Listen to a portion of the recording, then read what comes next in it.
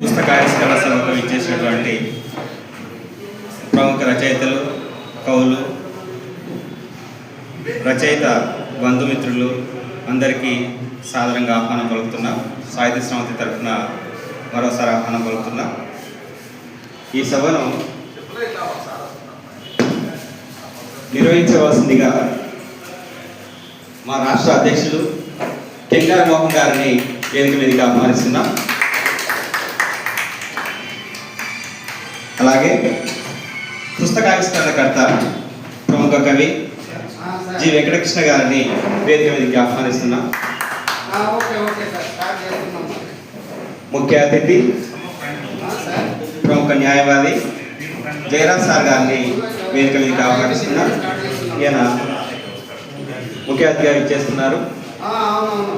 Sir తర్వాత join అవుతారు.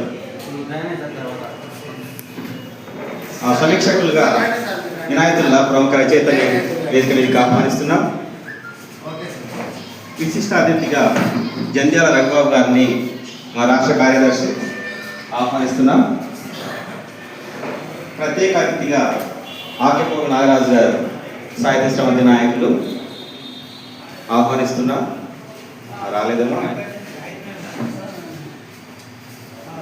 గౌరవాతిథులుగా అరుణ వేలం గారిని వేదిక మీదకి ఆహ్వానిస్తున్నాం. ఈమె రాయలసీమ యూనివర్సిటీలో అసిస్టెంట్ ప్రొఫెసర్గా పనిచేస్తున్నారు.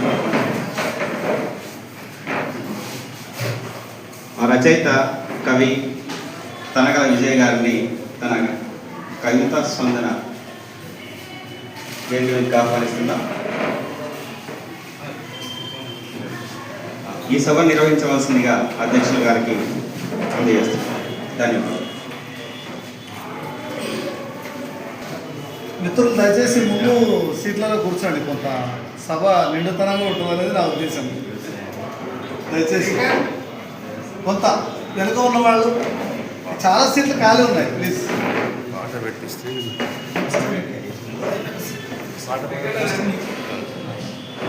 నా అధ్యక్షోపన్యాసం ప్రారంభించడానికంటే ముందు నంది అవార్డు గ్రహీత మొహమ్మద్ మియా గారు ఒక మంచి పాట పాడి వినిపిస్తారు. తర్వాత నేను కొనసాగిస్తాను. విజయ్ సారు మంచి మిత్రుడు. అమ్మాయి మా అమ్మాయి క్లాస్మేట్స్ కూడా 2 సార్లు ఫోన్ చేశారు. కానీ ఆ పాటలు నాకు అందలేదు. లేకపోతే ఆ పాటలు కూడా ట్యూన్ చేసేవాడిని. నెక్స్ట్ వాళ్ళ పాటల్ని తప్పక ఇప్పుడే చూశారు. అద్భుతంగా సాహితీ రూపంలో జీవన సరళి బాగా రాశారు. నేను పాట పాడే ముందు చిన్న మాట కూడా చెప్పడం నా అలవాటు. నిన్న ఒక చిన్న కథ చదివిన, అదే జీవన సరళి అనుకుంటున్నా. కొత్తగా పెళ్ళైన ఒక అమ్మాయి భర్తతో, నేను ఏగలేని అమ్మాయిగా నాకు ఈ పెళ్ళి వద్దు అని వాళ్ళ అమ్మతో చెప్తున్నాడు. ఆయన చాలా మూగగా ఉంటాడు, వాళ్ళ ఫ్యామిలీ కూడా బాగలేదు, అది బాగలేదు, ఇది బాగలేదు అని 6 నెలల తర్వాత గొడవలు మొదలైతే అప్పుడు వాళ్ళ అమ్మ దగ్గరకు వచ్చి వాళ్ళ అమ్మ చెప్తుందంట, సర్లే అమ్మ, మీరు కొట్టాడే విషయం బంధువుల కల్లా తెలుసు కాబట్టి ఒక 6 నెలలు టైం తీసుకో, అవసరం ఆయన్ని చంపాలని కూడా అప్పుడప్పుడు అనుకుంటున్నా, ఇంకా అది చంపితే ఏదన్నా పోలీస్ కేసులు అవి కేసులు అవుతావని నేను భయపడి మీ దగ్గరకు వచ్చినా, నేను ఉండను, నాకు విడాకులు ఏమి వస్తే అప్పుడు వాళ్ళ అమ్మ చెప్తుందంట, 1 నెల ఉపయోగపట్టు, నేను ఒక మందు తయారు చేసి ఇస్తా, అది రోజు 1 చెంచా మాదిరి అన్నం తింటప్పుడు కలుపు, నెల అయిన తర్వాత ఆయన చనిపోతాడు, నీకేం బాధ లేదు అంటాడు.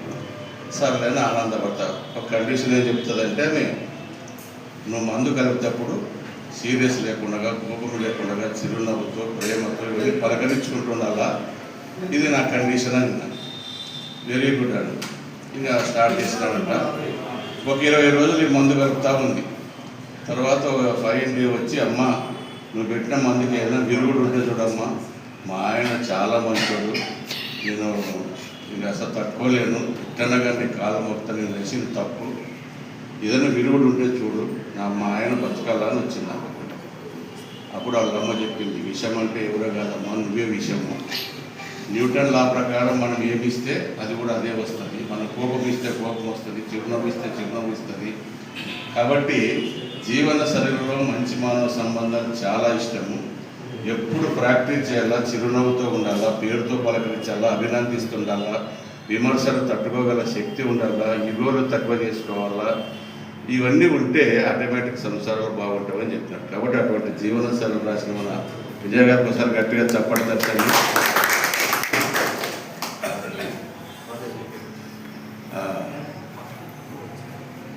ఒక గజల్ రాశారు, ఒక చరణం బాగుంటే చప్పట్లు, లేకుంటే బాబు కూడా అవకాశం ఏం చూపింది, మీ ఇష్టం. మా బాబు అంతా ఈ దీని మీద తీసుకొచ్చి ఇదే కదా ఎవరు మాట్లాడేది, చప్పట్లు పెట్టినారా వెళ్ళిపోతారు, చప్పట్లు పెట్టకుంటే పాట బాగాలేదని అర్థం. ఓకే ఓకే సరదాగా అన్నారు. దివ్యను వెలిగించకుండా ఉండలేను నేను, నవ్వును చిదిమేస్తే చూస్తుండలేను నేను, దివ్యను వెలిగించకుండా ఉండలేను నేను, నవ్వును చిదిమేస్తే చూస్తుండలేను నేను, దివ్యను వెలిగించకుండా ఉండలేను నేను. మనసే పంజరమైతే బ్రతుకు దేనికి, మనసే పంజరమైతే బ్రతుకు దేనికి, కోపం వెలివేయకుండా ఉండలేను నేను, కోపం వెలివేయకుండా ఉండలేను నేను, దివ్యను వెలిగించకుండా ఉండలేను నేను, నవ్వును చిరిమేస్తే చూస్తుండలేను నేను, దివ్యను వెలిగించకుండా ఉండలేను నేను. కుక్క కూడా చలిగాలికి వణుకుతున్న వేళ, కుక్క కూడా చలిగాలికి వణుకుతున్న వేళ, రగ్గులోన కలగంటూ ఉండలేను నేను, రగ్గులోన కలగంటూ ఉండలేను నేను, దివ్యను వెలిగించకుండా ఉండలేను నేను, నవ్వును చిదిమేస్తే చూస్తుండలేను నేను, దివ్యను వెలిగించకుండా ఉండలేను నేను. సాయం చేయని చేతికి పదవులెన్నో ఉన్నా, సాయం చేయని చేతికి పదవులెన్ని ఉన్నా, ఆ చేతికి కంకణమై ఉండలేను నేను, ఆ చేతికి కంకణమై ఉండలేను నేను, దివ్యను వెలిగించకుండా ఉండలేను నేను. చెట్టు నీడలోన చెట్టు నీడలు సేద తీరిన వెనక, చెట్టు నీడలు సేద తీరిన వెనక, ఆకును చిరిమేస్తే చూస్తుండలేను నేను, ఆకును చిందేస్తే చూస్తుండలేను నేను, దివ్యను వెలిగించకుండా ఉండలేను నేను. ఎన్నో ప్రలోభాలు నన్ను స్వాగతించిన, ఎన్నో ప్రలోభాలు నన్ను స్వాగతించిన, మంచికి ప్రణమిల్లకుండా ఉండలేను నేను, మంచికి ప్రణమిల్లకుండా ఉండలేను నేను, దివ్యను వెలిగించకుండా ఉండలేను నేను. భాషలెన్నో భాషలెన్నో నేర్చిన రసరాజు, భాషలెన్నో నేర్చిన రసరాజు, తెలుగును కీర్తించకుండా ఉండలేను నేను, తెలుగును కీర్తించకుండా ఉండలేను నేను, దివ్యను వెలిగించకుండా ఉండలేను నేను.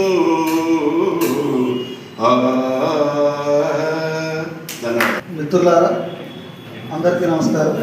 సాహితీ శ్రవంతి రాష్ట్ర కమిటీ పక్షాన అలాగే జిల్లా కమిటీ పక్షాన మీకందరికీ స్వాగతం పలుకుతూ, ఈ మధ్య ప్రజావాగ్గేయకారులు ప్రముఖ కవి అందశ్రీ గారు అస్తమించారు. మీ అందరికీ తెలిసిన విషయమే.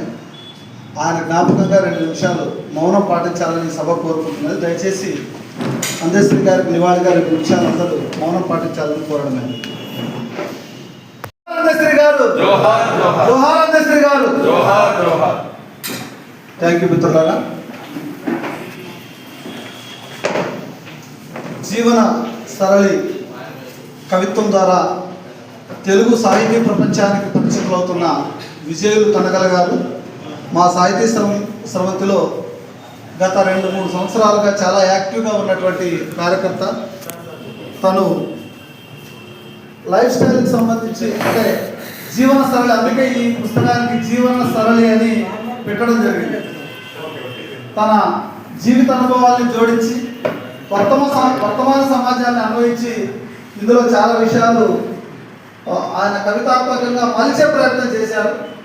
అయితే ఇది నా ఉద్దేశంలో ఒక ప్రాథమిక దశలో తను ఒక నేర్చుకుంటున్న కవిగానే నేను భావిస్తాను. మొదటి కవితా సంపుటి సహజంగా మనం అనుకుంటున్నటువంటి కవితా నిర్మాణ రహస్యాలన్నీ ఉంటాయనుకోవడం పొరపాటే. కవిత్వంగా మలిచే ప్రయత్నం అతను చేశాడు. ఇది భవిష్యత్తులో తను మరింత గొప్ప కవిత్వం రాయడానికి ఇది ఒక భూమిక మాత్రమే అని నేను భావిస్తూ ఉన్నాను. అయితే ఈ పుస్తకానికి సంబంధించి చాలామంది వక్తలు వచ్చారు. ఈ సీనియర్ కవులు, బాగా సాహిత్య రంగంలో నిష్ణాతులైనటువంటి కవులు రాస్తున్న కవిత్వాన్ని కొంత ఒక స్థాయిలో ఉన్న వాళ్ళు మనం విమర్శలు చేయవచ్చు. ప్రాథమిక దశలో ఉన్న కవిత్వాన్ని మీ ప్రసంగాల్లో అతనికి ఒక ఎడ్యుకేటివ్గా ఉండే ప్రసంగాలు చేయాలని కోరుకుంటున్నాను. తాను గొప్ప కవిత్వం రాయడానికి భవిష్యత్తులో గొప్ప భూమికను మీరు మీ ప్రసంగాల్లో చెప్పాలని నేను మనస్ఫూర్తిగా కోరుకుంటున్నాను. ఇది వస్తు ప్రధానమైన కవిత్వంగా ఉంది. ఈ వస్తువుని తను కవిత్వంగా మార్చే ప్రయత్నం చేశాడు.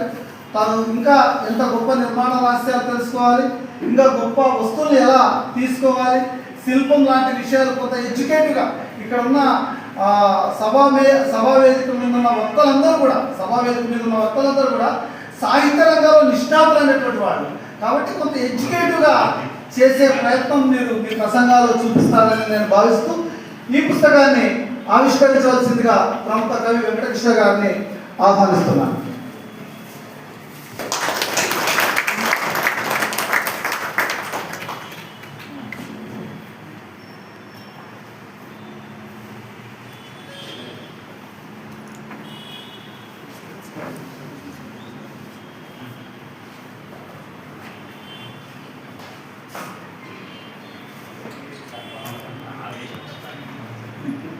Ready sir.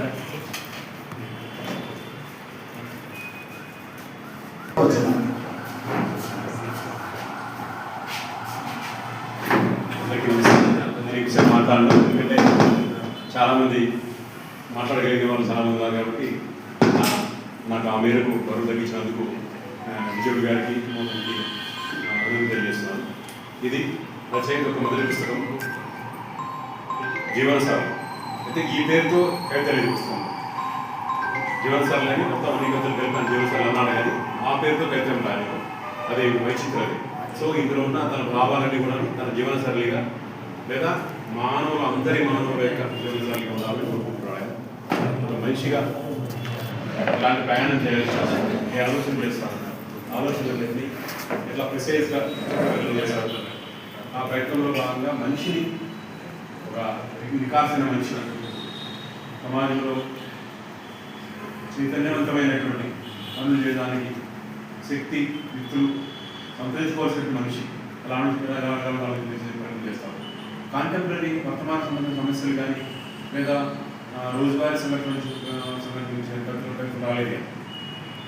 ప్రతి కవిత కూడా ఏదో ఒక జనరల్ సత్యం రోజుకి ప్రతి భావన కూడా మనిషి చుట్టూ ఉండే భావన చుట్టూ మాత్రమే రాశారు.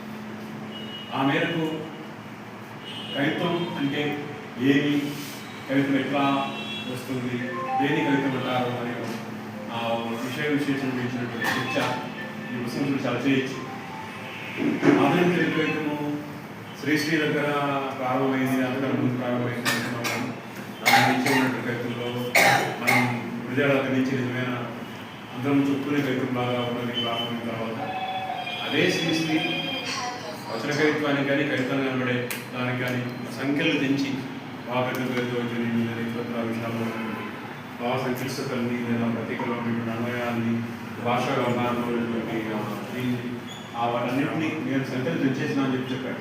అదొక మాటతో అంటే అంతవరకు గ్రాంధిక భాషలో అంతవరకు ఏదో మేరకు ఛందస్సులో ఒక నిర్మాణంలో అది అందరూ నేర్చుకునే శక్తి లేని ఛందస్సులో ఉన్నటువంటి సంస్కృతిమైనటువంటి పదార్థాలను పేర్కొని నేను సంఖ్యలు తెచ్చేసి నేలకు తీసుకొచ్చేసానని నా తర్వాత లేకపోతే సరళమైన కవిత్వం ఉంటుందని చెప్పాడు. అయితే అదే శ్రీశ్రీ తన పుస్తకాలు తన కవిత్వంలో తన మహాప్రసాదం జరిగి మరోత్సవానికి ఆయన పుస్తకాలు జయవీరించడం జరిగింది.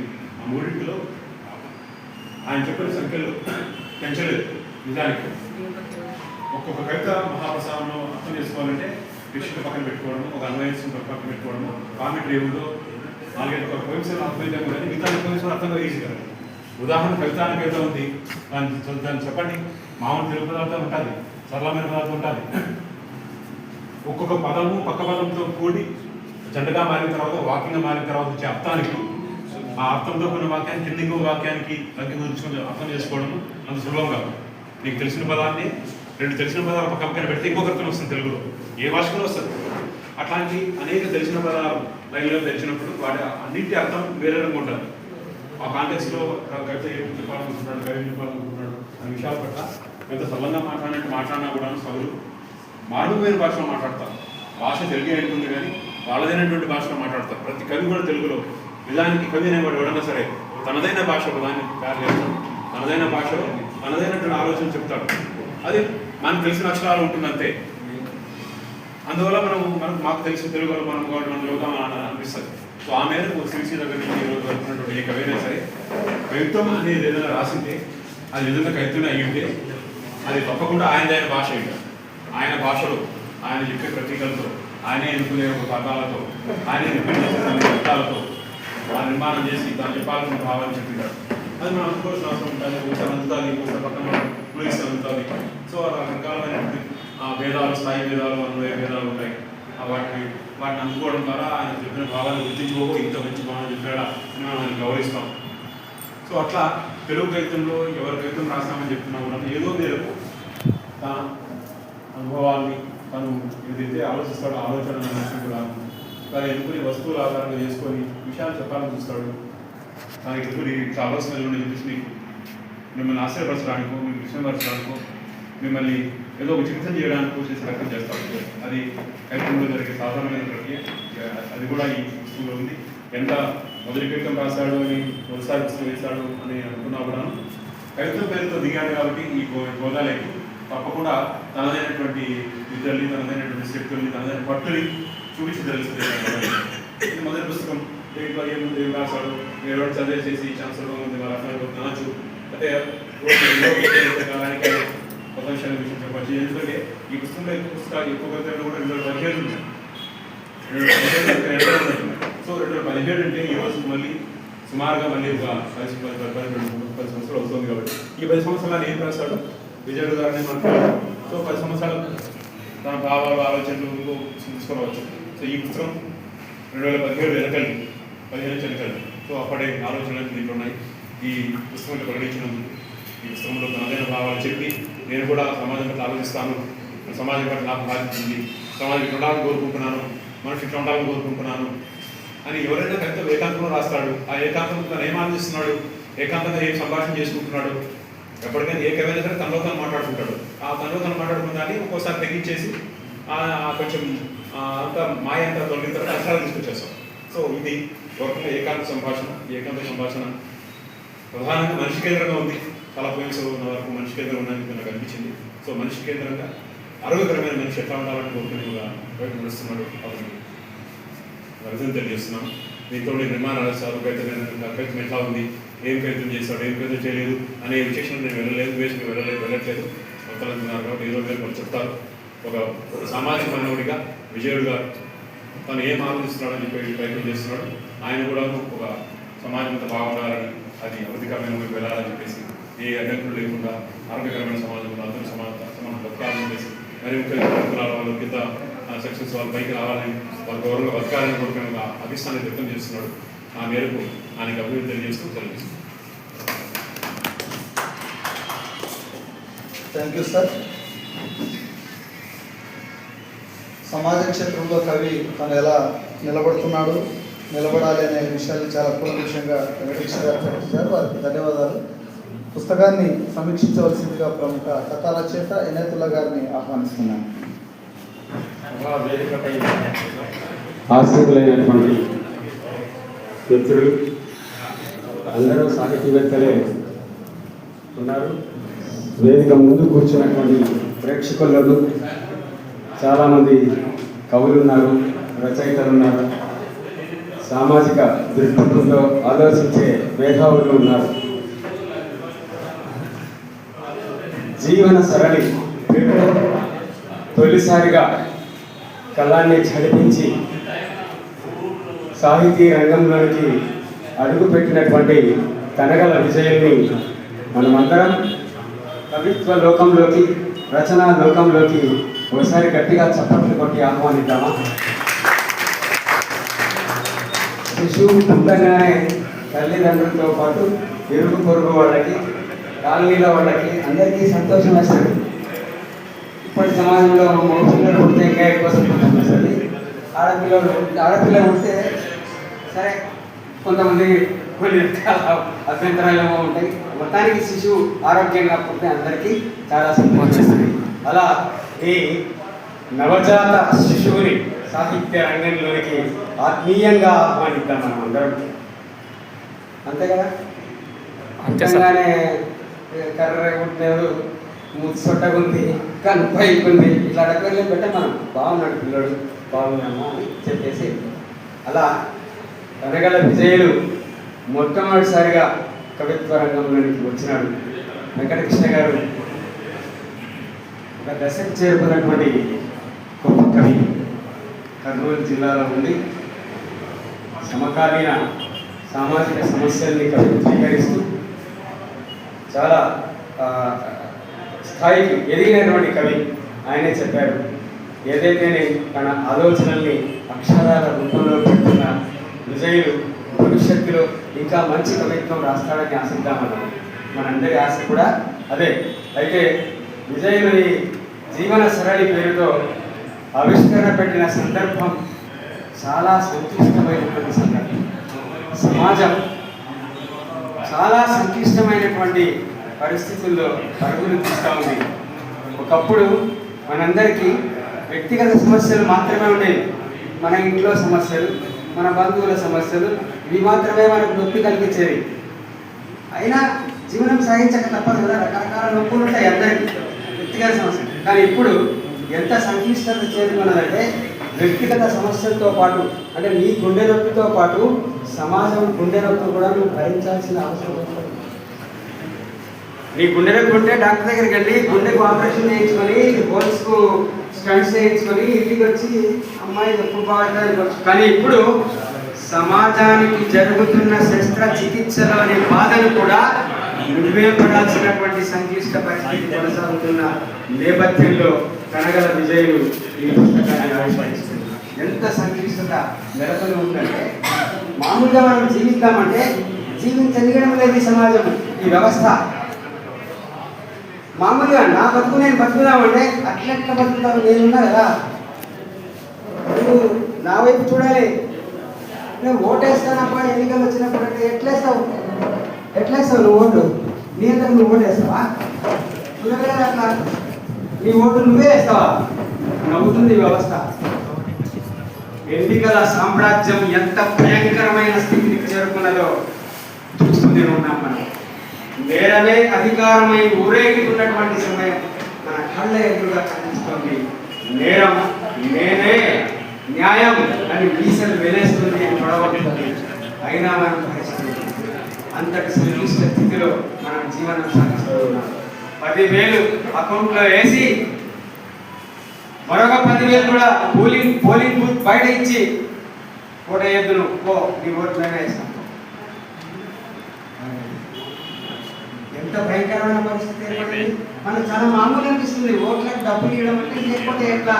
ఇంకా చాలా విచిత్రంగా ఆశ్చర్యపోయే పరిస్థితి అంటే, తెలంగాణ ఎన్నికలు జరిగితే ఒక కాలనీ అంతా మాకు డబ్బులు ఇవ్వలేమని ధర్నా చేసే కార్యక్రమం. ఇంత భయంకరమైన పరిస్థితి రాబోతున్నాయి అని నేను ఎప్పుడూ అనుకుంటుంటే, కానీ వచ్చిందా మనకు కళ్ళ ఎదురుగా వచ్చిందా? జీవన సరళి ఎంత సంక్లిష్టమవుతుందో చెప్పడానికే కనగల విజయులు ఈ సందర్భంలో ఈ ఆవిష్కరణ.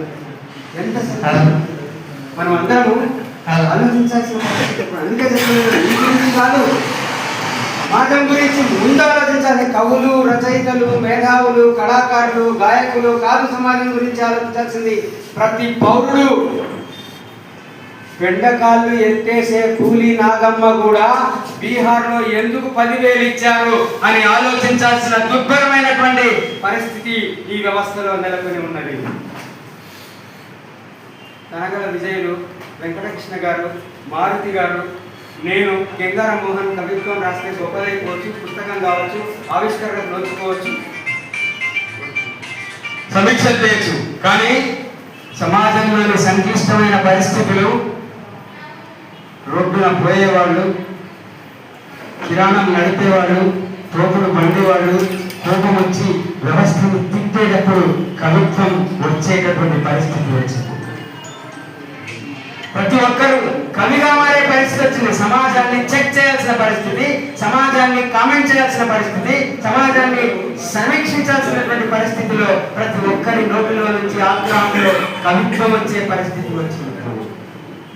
ఆ పరిస్థితిలో కనగల విజయులు కవిత్వాన్ని రాశారు. ఎంత భయంకరమైనది. మనం అందరము ఏ నేరం మన మీద జరిగినా, ఏ దోపిడీ మన మీద జరిగినా, ఏ అరాచకం మన మీద జరిగినా చెక్కుతో కొట్టినట్లు న్యాయ వ్యవస్థ ఉంది అని నమ్మినామా? మనం అందరము నమ్మినాం కదా. కోర్టుకు వెళ్దాం, పోలీస్ స్టేషన్కి వెళ్దాం, న్యాయం జరుగుతుంది. చెప్పుతో కొట్టినట్లు అవుతుంది వానికి. చెప్పుతో కొట్టినట్లు న్యాయం చెప్పాల్సిన వ్యవస్థకే చెప్పుతో బలి తింటా ఉంది ఇప్పుడు. ఎంత భయంకరమైన మొత్తం వ్యవస్థ కళ్ళు విపరీత చూస్తున్నది.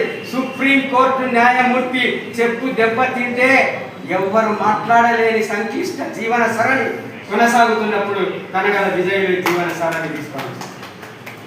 అది ఆ నేపథ్యంలో చూడాల్సిన అవసరం ఉంది. ఇంత భయంకరమైన పరిస్థితి. మనం కాదు కవిత్వం రాసి చెప్పాల్సింది, మామూలు ప్రజలు కూడా కవిత్వీకరించి భాషను మాట్లాడి ఈ వ్యవస్థను శాపనార్థాలు పెట్టి తిట్టి ధ్వంసం చేయాల్సిన కింగ్ కర్తవ్యాన్ని నిర్ణయించుకోవాల్సినటువంటి పరిస్థితులు సామ్రాజ్యం వెళ్తున్న నేపథ్యంలో మనం ఇక్కడ కూర్చొని పుస్తకాన్ని ఆవిష్కరించుకుంటున్నాం. ఎంత ఘోరాలు, ఎన్ని నేరాలు మామూలు అయిపోయాయి. మనకు విని మామూలు అయిపోయినాయి. 6 ఏళ్ల పాప మీద అత్యాచారం నిన్న జరిగింది కదా, మొన్న జరిగింది కదా, ఇలా జరిగితే ఏమైంది? ఘోరాలు, నేరాలు మామూలైపోయినా మనకి. ఇది సంక్లిష్ట జీవన సరళి, ఎంత దారుణమైన జీవన సరళి.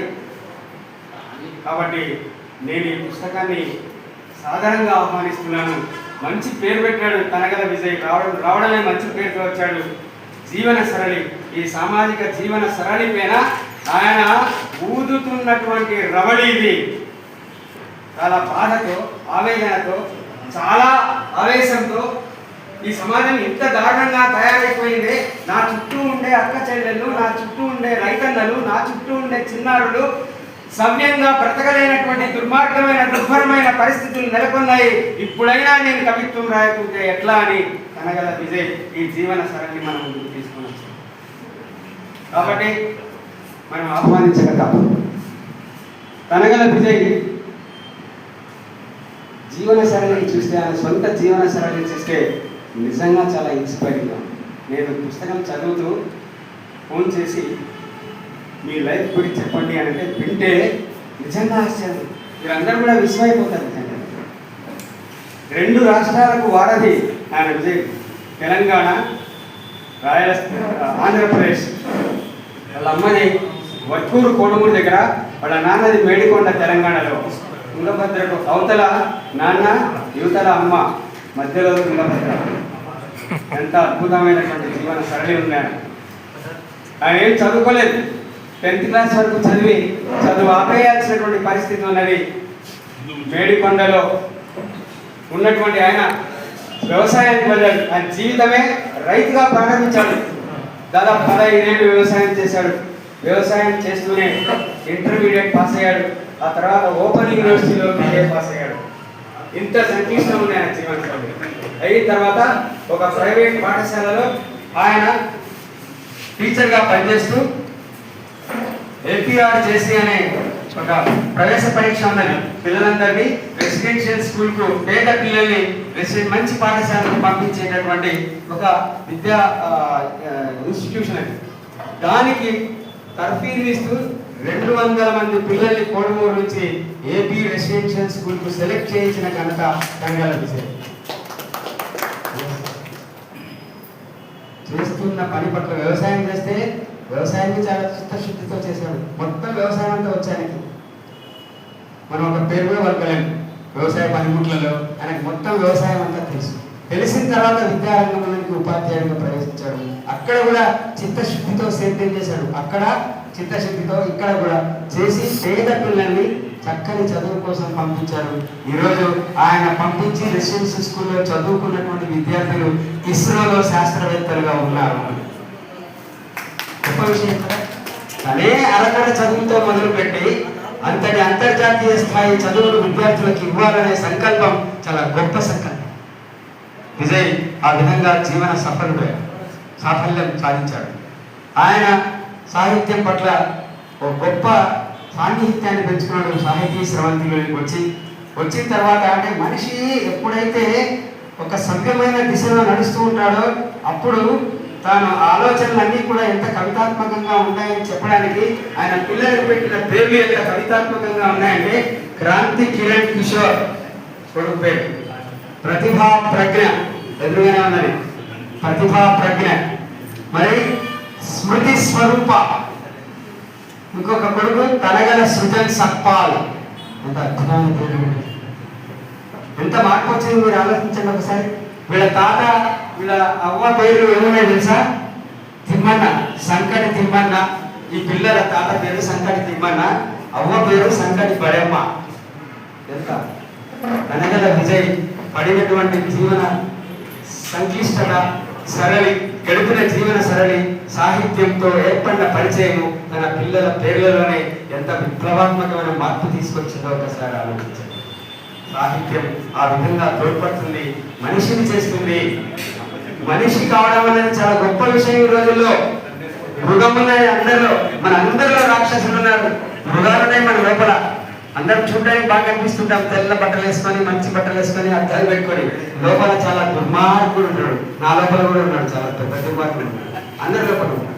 కానీ కనగల విజయ్ ఎంత సంక్లిష్టతతో జీవితాన్ని ప్రారంభించి వ్యవసాయం చేసి సేద్యం చేసి పైకి వచ్చి నాన్ ఫార్మల్ ఎడ్యుకేషన్ లో చాలా సంవత్సరాలు పనిచేసి ఓపెన్ యూనివర్సిటీ ద్వారా డిగ్రీ పూర్తి చేసి ఒక ఉపాధ్యాయుడిగా సెటిల్ అయ్యి ఎంతో మంది పిల్లల్ని తీర్చిదిద్ది వాళ్ళ భవిత కోసం కృషి చేసి తన కొడుకు 200 మందికి AP రెసిడెన్షియల్ లో సీట్ తెప్పించి తన పిల్లలకు మంచి చదివించి ఇవాళ తన కొడుకు అమెరికాలో క్యాన్సర్ సైంటిస్ట్ గా నెలకొనే వరకు ఆయన కృషి కొనసాగింది.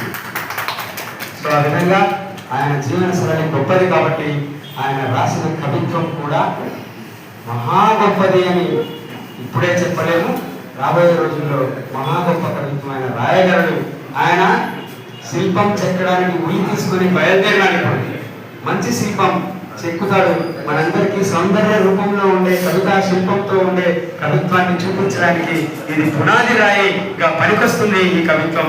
ఈ జీవన సరళి అనే పేరుతో ఆయన వచ్చినటువంటి కవిత్వంలో ఆయన ఆలోచన తీరు, ఆయన ఒక బాధ్యతగా సమాజం పట్ల బాధ్యత కలిగిన వాడు కవి. అన్ఎలెక్టెడ్ లెజిస్లేటివ్ మెంబర్ రచయిత అనేవాడు అన్ఎలెక్టెడ్ ఎన్నుకోబడని శాసనసభ్యుడు.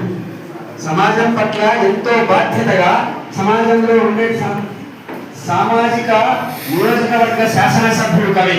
నిజం చెప్పాలి, తన నియోజకవర్గంలో ఉండేటటువంటి పీడిత తాడిత జనం, దోపిడీకి గురవుతున్న జనం, వీళ్ళందరి గురించి అసెంబ్లీలో ఎమ్మెల్యేలు మాట్లాడరు. మనం చూస్తున్నాం కదా, అసెంబ్లీలో ఏం మాట్లాడుతున్నారు, బూతులు మాట్లాడుతున్నారు, మన సమస్యలు మాట్లాడడం లేదు. ఎవరైతే దండుకున్నారో మాట్లాడుతున్నారు. ఎప్పటి నుంచో జరుగుతున్నది ఇదే, పార్లమెంట్లోను అసెంబ్లీలోను జరుగుతున్నది ఇదే. మాక్ పార్లమెంట్ అని స్కూళ్ళలో మేము చేసేవాళ్ళం, మాక్ అసెంబ్లీ అని, చాలా గమ్మత్తుగా కామెడీగా. కానీ ప్రతి పార్లమెంటు అన్న వై జయరాజు గారికి ఆహ్వానం పలుకుతూ ఉన్నాం. మనము చాలా హాస్యాస్పదమైనవి చూస్తూ ఉన్నాం. కాబట్టి రచయితగా కనగల విజయ్ ఒక శాసనసభ్యుడు చేయాల్సిన పని చేశాడు. నిజం చెప్పాలంటే పీడితుల పక్షాన, బాధితుల పక్షాన నిలబడ్డాడు. రైతుల పక్షాన, కార్మికుల పక్షాన, స్త్రీల పక్షాన బాధితులు, ఇంతమంది బాధితుల సమస్యల్ని అక్షరీకరించి జీవన సరళి ఎంత దుర్భరంగా తయారవుతుంది, మనమందరము ఎంత జాగ్రత్తగా ఉండాలి, మనం ఎంత బాధ్యతగా ప్రవర్తించాలి, మేధావులం మనము, రచన చేయగలిగిన వాళ్ళము, ఈ సమాజం యొక్క రూపాన్ని మనం తెలియజేయాల్సిన అవసరం ఉన్నది అని చాలా చక్కగా చెప్పాడు ఆయన. అంతకుముందు అసలు నిజమైన కవిత్వం ఎట్లా ఉంటుందంటే, కవిత్వం అంటే ఆలోచన పీల్చే ఆలోచనలు, మండే మాటలు అన్నాడు థామస్ గ్రే అనే గొప్ప కవి. పీల్చే ఆలోచనలు, మండే మాటలు కవిత్వం అంటే. థామస్ గ్రే చెప్పాడు, మండే మాటలు ఉంటే అందులో కవిత్వం ఉంటాయి. మనము గొప్ప గొప్ప కవులు, ఇందాకే వెంకటకృష్ణ గారు శ్రీశ్రీ కవిత్వం గురించి చెప్పాడు. కొన్ని అర్థమవుతాయి, అన్ని అర్థం కావు అని. అర్థమైన అర్థం కాకపోయినా మండే మాటలు అయితే శ్రీశ్రీ కవిత్వంలో ఉన్నాయి. పొగ మండే కణికలు, అగ్ని, నిప్పు రవ్వలు, ఇవన్నీ కూడా ఆయన కవిత్వంలో ఉన్నాయి. కాబట్టి కవిత్వం అంటే మండే మాటలు. మరి ఇలాగే చెప్పినటువంటి కవులు చాలా మంది ఉన్నారు. చిత్రలేఖనం, నిశ్శబ్ద కవిత్వం, కవిత్వం మాట్లాడే చిత్రలేఖనం. ఎంత ఒకే ఒక వాక్యం ఎంత గొప్పగా ఉందో ఆలోచించండి. చిత్రలేఖనం ఏంటంటే ఆర్ట్ అనేది నిశ్శబ్ద కవిత్వం. మనం ఒక బొమ్మ చూస్తే దాంట్లో కవిత్వం ఉంటుంది, నిశ్శబ్ద కవిత్వం ఉంటుంది. అట్లాగే ఒక కవిత్వం మాట్లాడే చిత్రలేఖనం. బొమ్మ మాట్లాడే బొమ్మ. కవిత్వం అంటే మాట్లాడే బొమ్మ. కవి ఓ రైతు గురించి రాసిన, ఓ కార్మికుని గురించి రాసిన, చదువు అందక పతనమైపోతున్నటువంటి బాల కార్మికుల గురించి రాసిన, అది ఒక అందమైన బొమ్మ, ఒక చిత్రం మన ఎదురుగా తీసుకొని వస్తారు. అలాంటి పద చిత్రాలను మన కనగల విజయ్ చాలా మన ముందుకు తీసుకొని వచ్చారు. ఆయన చూసినటువంటి జీవితాన్ని అక్షరీకరించుకుంటూ వెళ్ళారు. 2017లో రాసిన కవితలు చాలా ఉన్నాయి. ఇందులో అంటే 8 ఏళ్ల క్రితం, 8 ఏళ్లలో ఎంత సంక్లిష్టత వచ్చిందంటే, ఇప్పుడు కనుక ఆయన కవిత్వం రాయడం మొదలు పెడితే ఇంకా అద్భుతమైన కవిత్వం రాయవలసిన బాధ్యత ఆయన భుజస్కంధాల మీద ఉంది. 2017లో కంటే ఇప్పుడు 2025లో ఉన్నాం మనం. ఇంకా భయంకరమైన పరిస్థితులు, ఇంకా దుర్మార్గమైన పరిస్థితులు, ఇంకా గొప్ప విధ్వంసకర దృశ్యాలు మన ఎదురుగానే కనిపిస్తూ ఉన్నాయి. అవి విధ్వంసం అని కాదు, అవి అంత చిత్రవద చేస్తూ ఉన్నా కూడా మనం అందరం మౌనంగా మిన్నకుండిపోవాల్సినటువంటి పరిస్థితులు వచ్చినాయి. ఇలా మౌనంగా ఉండకుండా కవిత్వీకరిస్తూ సమాజం ఇంత దుర్భరంగా ఉంది, మన పేదలు ఇంత బాగా జీవించాలి కానీ ఇట్లా జీవిస్తున్నారు అని చెప్పేటటువంటి అనేక కవితల్ని ఈయన తీసుకొని వచ్చాడు. మనం మట్టి మనిషి అనే కవితలో నా సాగు ఉత్పత్తిని నిష్పత్తిగా పంచుకుంటావు, కొనుగోలు పేరుతో నా శ్రమ ఉత్పత్తే నీ ఆదాయ ఊపిరి. ఇందులో తొలి కవిత్వమైన కవిత్వాన్ని జొప్పించడానికి చాలా ప్రయత్నం చేశారు ఈయన. నేను చదివి వినిపిస్తున్న లైన్లో నా సాగు ఉత్పత్తిని నిష్పత్తిగా పంచుకుంటావు. రైతన్న సాగుని ఉత్పత్తిని నిష్పత్తిగా పంచుకునేటటువంటి దళారులు, పెట్టుబడిదారీ వ్యవస్థ మన కళ్ళ ఎదురుగానే కనిపిస్తూ ఉన్నది. రైతు పండించిన రైతు ఉత్పత్తిదారుడైన ఆయనే రేటు నిర్ణయించలేని పరిస్థితి. దళారులు రేటు నిర్ణయిస్తే తాను చేతులతో ముద్దుగా పండించిన పంటను పారబోసి పారిపోయే పరిస్థితులు మన ముందు కనిపిస్తూ ఉన్నాయి. మార్కెట్లో ఎంత దోపిడీ జరుగుతూ ఉన్నదో ఈ కవిత ద్వారా చెప్పదలుచుకున్నాడు విజయ్. విజయులు మార్కెట్ పరిస్థితిని, మార్కెట్ ఎకానమీని, రైతు ఎట్లా దివాలా తీస్తున్నాడనే అంశాన్ని బాగా పరిశీలించినందుకే నా శ్రమ ఉత్పత్తే నీ ఆదాయ ఊపిరి అన్నాడు. నీ ఆదాయ ఊపిరి అంటే పెట్టుబడిదారి దళారి యొక్క ఊపిరి ఏంటంటే నా శ్రమ ఉత్పత్తి, రైతు యొక్క శ్రమ ఉత్పత్తి, రైతు చెమటనే, కార్మికుని చెమటనే వాళ్ళ పెట్టుబడిదారుల ఆదాయ ఉత్పత్తి అయింది. నా శ్రమను దోచుకొని దోస్తీనంటావు, దోస్తీలాగా కనిపిస్తావు, నాకు దోస్తీలాగానే కనిపిస్తావు, చాలా నవ్వుకుంటూనే మాట్లాడుతూ ఉంటారు. ఇసుకు కత్తులు నూరే వాళ్ళందరూ కూడా పూల గుర్తులతో మాట్లాడుతూ ఉంటారు. మన సమాజంలో పూల గుర్తులు కనిపిస్తున్నాయి కదా అని మనం కూడా చిరునవ్వులు చిందిస్తూ మాట్లాడితే వెనక నుంచి విషపు కత్తి మన వెన్నులో దిగి ఉంటుంది. అది జరుగుతూ ఉన్నది. అలా జరుగుతూ ఉన్నటువంటి ఈ పరిస్థితుల్ని విజయ్ గారు తన కవిత్వంలో చాలా బాగా ఆశ్చర్యకరించగలిగారు. అంటే తన తొలి కవిత అయినా ఆయన చిన్నప్పటి నుంచి కవిత రాయలేదు. ఉపాధ్యాయులు పనిచేస్తున్న వాళ్ళు లేదా కవిత్వ లోకంలో ఉండేవాళ్ళు మొదటి నుంచి ఇంకా అదే రంగంలో ఉన్నందుకు చాలా అద్భుతమైన కవిత రాయొచ్చు. కానీ ఆయన చాలా ఆలస్యంగా కవితా సృజనలోకి వచ్చినా కూడా చాలా బాధ్యతతో రైతులకు సంబంధించిన సమస్యల్ని సమీపంగా పరిశీలించి చాలా బాధ్యతతో అక్షరీకరించినందుకు నేను తనగల విజయ్ని అభినందిస్తున్నాను. ఆయన విద్యారంగంలో ఉన్నా కూడా రైతుకు సంబంధించిన సమస్యల్ని అంత బాగా పరిశీలించి దాన్ని కవిత్వంలోకి తీసుకువచ్చు. నా నోటికాడు కుక్క బువ్వను వదలలేదు నువ్వు, నా జానెడు పొట్టను పొట్టుగా నొక్కావు నువ్వు, నా జానెడు పొట్టను పొట్టుగా నొక్కావు నువ్వు. కవిత్వమే కదా ఇది. బాగా ఆయన అనుకున్న ఆలోచనని మనమందరము ఆసక్తిగా వినేటట్లుగా రాయగలిగినాడు. నా పొట్టను పొట్టుగా చీలిస్తున్నావు నువ్వు, మళ్ళీ దోస్తు అని నవ్వుతున్నావు నువ్వు అని పరిశీలన ఇది జరుగుతున్నది. ఆయన కామెంటరీ అంటే ఈ ప్రస్తుత సమాజంలో రైతులు ఎంత దివాలా తీస్తున్నారు, ఎంత దోపిడీకి గురవుతున్నారు అనే అంశాన్ని తన కవితలో చెప్పగలిగాడంటే ఆయన తొలి కవిత ద్వారానే తన పేరుకు తగినట్టు విజయం సాధించినాడు అని అంటున్నాను. విజయులు గారు ఇలాగే కొనసాగిస్తే, ఇంకా ఎక్కువ కవిత్వాన్ని చదివి ఇలాగే కొనసాగిస్తే గొప్ప కవిత్వాన్ని రాయగలిగేటటువంటి ప్రామాణిక విలువలు ఆయన కలంలో దాగి ఉన్నాయి అని నిరూపించుకున్నాడు తొలి కవిత సంకలనం. అట్లాగే కేవలం దీంతోనే కాదు, ఇవాళ మనం చూస్తూ ఉన్నటువంటి పెను మార్పు, విష మార్పు, సంచలనాత్మక మార్పు సెల్ ఫోన్. దీని మీద కవిత రాయకుండా ఏ కవి ఉండలేని పరిస్థితి వచ్చింది. గోరటి వెంకన్న లాంటి ప్రజా వాగ్గేయకారుడే సెల్ ఫోన్ మీద మంచి పాట రాశాడు. ఆయన అన్ని జీవన చిత్రాలే. అలా మన తనగల విజయ్ నా అరచేతిలో సెల్లు పెట్టి చిల్లులు పెట్టావు నువ్వు, నీ సొల్లు నా సొల్లు కబుర్లే నీ ఆదాయ వనరులు. ఇది సెల్ మీద ఆయన చేసిన కామెంట్. నా సొల్లు కబుర్లే నీ ఆదాయ వనరులు. ఎంత సౌమ్యంగా, ఎంత హంబుల్గా, ఎంత నిజాయితీగా ఒప్పుకున్నాడు. అందరం ఒప్పుకోలే. సొల్లు కబుర్లే మనం అన్ని సెల్ ఫోన్లలో ఉండేవి. ఫ్రీ, జిఎస్టీ ఫ్రీ, అన్ని ఫ్రీ అని చెప్తూ మనకు అలవాటు చేసినటువంటి గొప్పవాడు గౌరవనీయులు మన ప్రధానమంత్రి గారు. బిఎస్ఎన్ఎల్ ఉంచుకొని జియో ప్రారంభోత్సవానికి వెళ్ళిన ఒకే ఒక్క ప్రధానమంత్రి మొత్తం ప్రపంచంలో ఈయన అక్కడ ఉంటాడు కదా. వాళ్ళు విడుదల చేసినటువంటి సెల్ ఫోను మన సొల్లు కబుర్లే వాడి ఆదాయ వనరులు. చాలా చక్కగా కామెంట్ చేశాడు విజయ్. నిజంగా తన కవిత్వంలో నన్ను ఆర్థికంగా కూలుస్తున్నావు, నువ్వు ఆర్థికంగా ఎదుగుతున్నావు, అరచేతిలో వైకుంఠం అంటే ఇదిగో ఇదిగో చూడండి. అంతే కదా, మనకు వచ్చేటటువంటి అడ్వర్టైజ్మెంట్లన్నీ అరచేతిలో వైకుంఠాలే. ఏదైనా సరే, సబ్బు గురించి అయినా సరే, నూనె గురించి అయినా సరే, స్టవ్ గురించి అయినా సరే, సెల్ ఫోన్ గురించి అయితే ఇంకా ఎక్కువ ఫ్రీ ఫ్రీ ఫ్రీ అని వదులుతూ ఉంటాడు. మనం కబాని పడిపోతాం, మెసేజ్ రాగానే ఏదో ఫ్రీ అంట, హకీమైన దాంట్లో ఎంటర్ అయ్యి మనకు ఫ్రీ వచ్చేస్తుంది. 6 నెలలు ఫ్రీ, 3 నెలలు ఫ్రీ అని చెప్పగానే దానికి మనం బుక్ అయిపోతున్నాం, యాప్ డౌన్లోడ్ చేసుకుంటున్నాము. హకీమని ఎంతమంది ఎన్ని రకాల మోసాలకు గురవుతున్నారు, ఎన్ని సైబర్ క్రైమ్లు జరుగుతున్నాయి. మన జయరాజ్ సార్ చాలా చక్కగా చెప్పగలుగుతున్నారు దాని గురించి.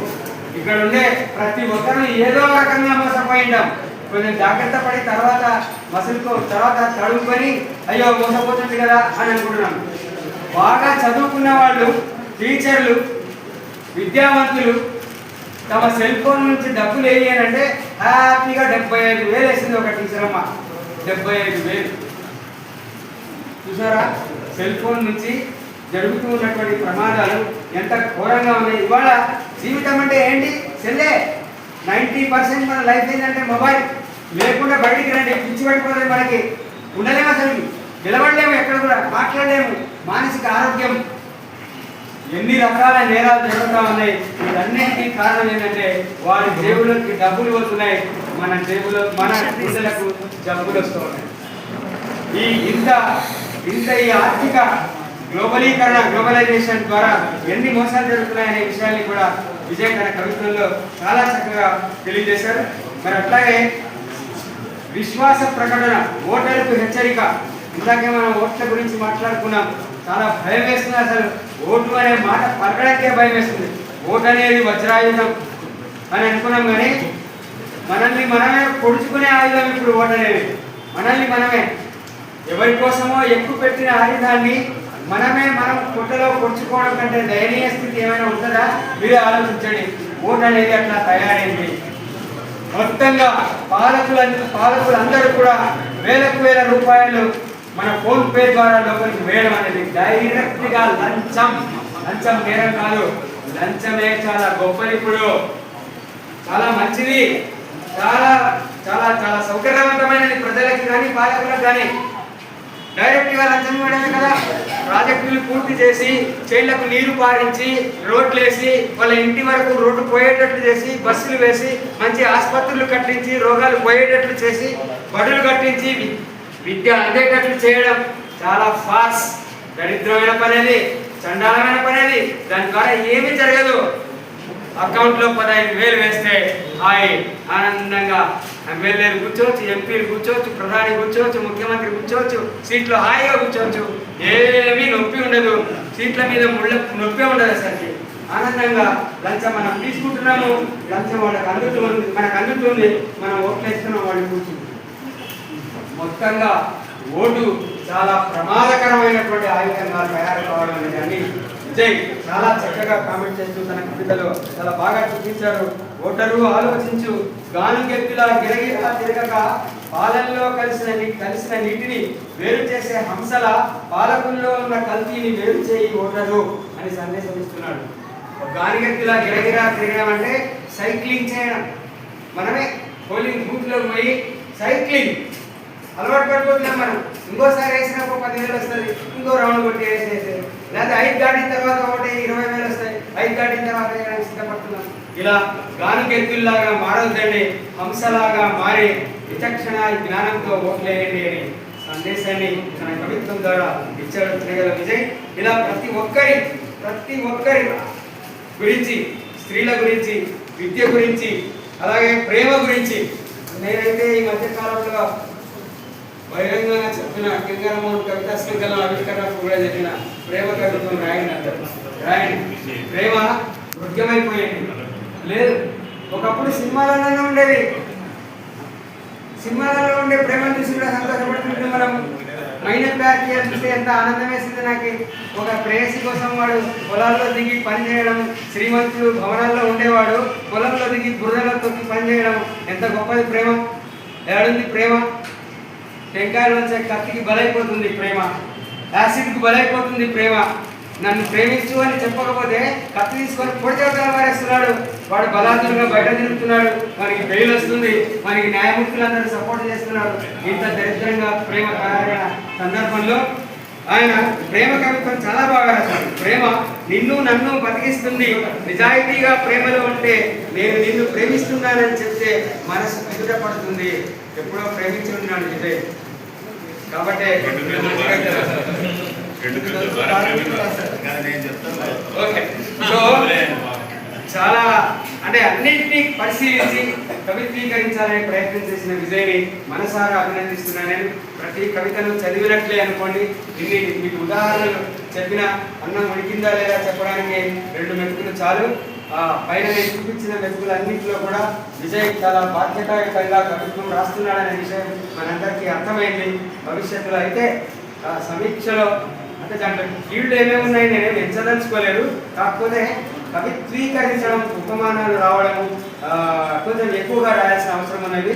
వాక్యాన్ని వరుసగా రాసుకుంటా పోతే పేరాగ్రాఫ్ అవుతుంది, ఒకదాని కింద ఒకటి రాసుకుంటా పోతే కవిత్వం అవుతుంది అనే ఆలోచన ఉంది చాలా మందికి. అది కాదు. కవిత్వం అంటే దాంట్లో గాఢత ఉండాలి, ఆవేశం ఉండాలి, చదివిన వాడికి నిజం కదా అని అనిపించాలి, ఒక స్ఫూర్తిని ఇవ్వగలగాలి, ఆగ్రహం తెప్పించాలి, జ్వరం తెప్పించాలి కవిత్వం. ఇవన్నీ కలుగుతాయి మనం నిజమైన కవిత్వాలు చదివితే. కొన్ని కవితలు చాలా అద్భుతంగా రాస్తారు తనగల విజయ్ గారు. గొప్ప ప్రారంభం ఉంది. మీరు భవిష్యత్తులో మంచి కవిత్వం రాసి గొప్ప సంచలనాలు తీసుకొని రావాలని వీరిని ఈ విధంగా కవిగారి సమాజానికి అందించిన సాహితీ స్రవంతిని కూడా నేను అభినందిస్తూ సెలవు తీసుకుంటాను.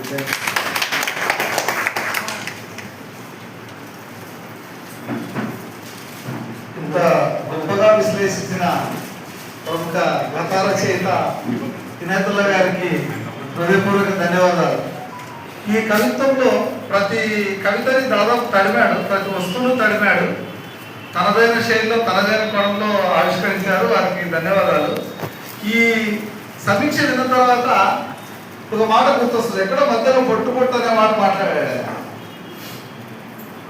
అడవి అందాలను వీక్షిస్తున్నప్పుడు, అడవి అందాలని పొట్టుగా చప్పరిస్తున్నప్పుడు నా గుండె చప్పుడు కూడా నేను క్షమించానని శేషేంద్ర అంటాడు. ఆ మాట గుర్తొచ్చింది నాకు. నిజంగా అంతటి కవిని కూడా నాకు ఈ సమీక్షలో గుర్తు చేశారు. ధన్యవాదాలు. ఇప్పుడు జయరాజు గారు ప్రముఖ న్యాయవాది, కొంత అత్యవసర పని మీద ఆలస్యంగా రావాల్సి వచ్చింది, ఆయన మాట్లాడతారు.